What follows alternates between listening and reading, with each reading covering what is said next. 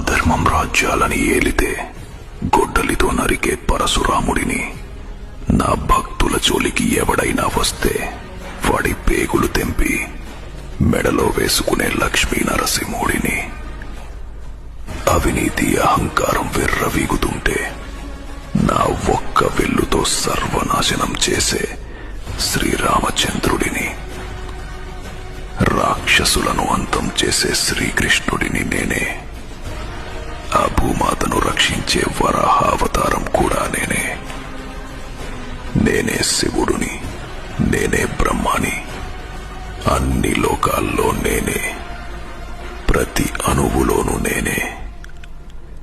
ఈ సృష్టిలో ఉన్నది నేనే, ఈ సృష్టి అంతా నేనే.